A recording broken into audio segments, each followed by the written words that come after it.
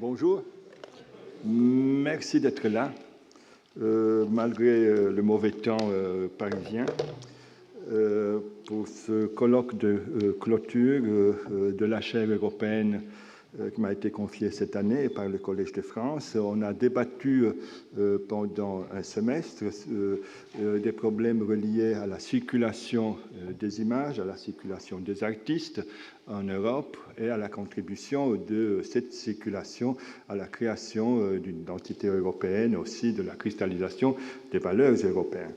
Ce colloque final qui va se dérouler pendant toute une journée a un programme assez serré, vous l'avez vu.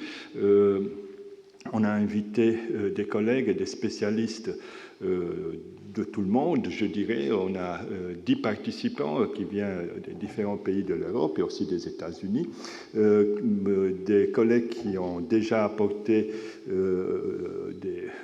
des idées intéressantes justement à cette thématique, et ils vont nous éclairer avec leur point de vue parfois très pointu sur certains aspects.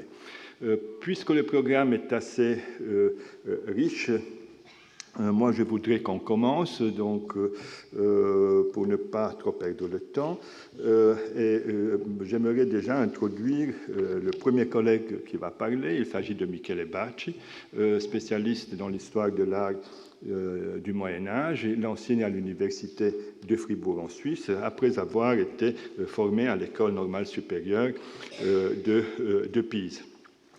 Il est auteur de plusieurs ouvrages qui marient fonction des images, iconographie, anthropologie, avec un point central sur le bassin méditerranéen et sur la circulation des images dans cet espace qui nous intéresse tellement. Je voudrais citer seulement ces ouvrages les plus récents, Many Faces of Christ, qui est un ouvrage justement sur le visage du Christ et la cristallisation du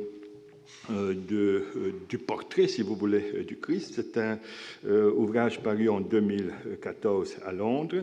Et puis le tout dernier, The Mystic Cave, History of a Nativity Church in Bethlehem, paru l'année passée. Il ne va pas parler en anglais, il va parler en français. Et je l'invite chaleureusement, Michele,